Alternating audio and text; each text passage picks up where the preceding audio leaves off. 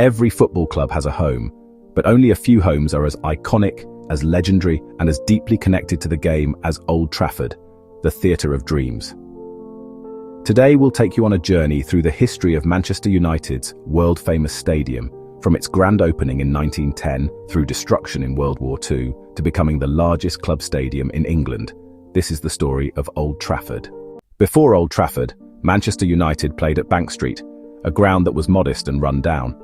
But thanks to the vision of club chairman John Henry Davies, a new home was born. Designed by Scottish architect Archibald Leitch, Old Trafford cost £90,000 to build, a fortune at the time. When it opened on February 19, 1910, over 45,000 fans packed inside to watch United take on Liverpool. The result? A thrilling 4-3 defeat.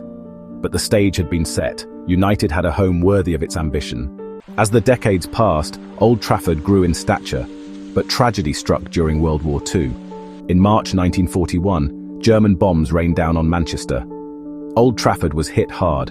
The stadium was left in ruins. For years, United had no home. The club was forced to share Main Road with rivals Manchester City.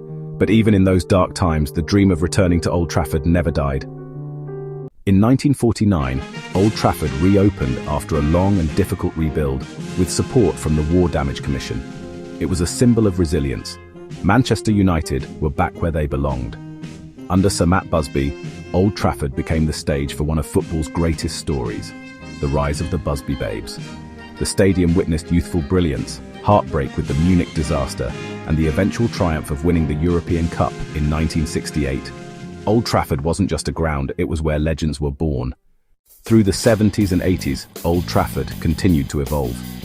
Floodlights had been installed as early as 1957, making European nights under the lights unforgettable. But the 1990s brought seismic change.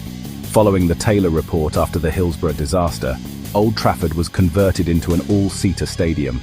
Capacity dropped to around 44,000, but as Sir Alex Ferguson's team rose to dominance, demand for tickets exploded. Expansion after expansion followed. New stands, new tiers, and the famous cantilever roofs. By the late 90s, Old Trafford had already become a fortress. Today, Old Trafford holds over 74,000 fans, making it the largest club stadium in the UK. It has hosted World Cup matches in 1966, Euro 96 games, Champions League finals, Rugby World Cup games, and some of the biggest concerts on the planet.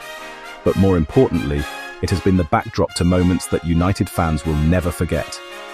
George Best's genius, the treble in 1999, Cristiano Ronaldo's rise, countless title-winning celebrations. But what lies ahead? Talk continues of either a massive redevelopment or turning Old Trafford into a 100,000-seater super stadium. For many fans, Old Trafford is more than concrete and steel. It's memories, identity, and heritage. The question is, how do you modernize while preserving the spirit of the theatre of dreams? For over a century, Old Trafford has stood as a symbol of Manchester United's resilience, ambition, and greatness.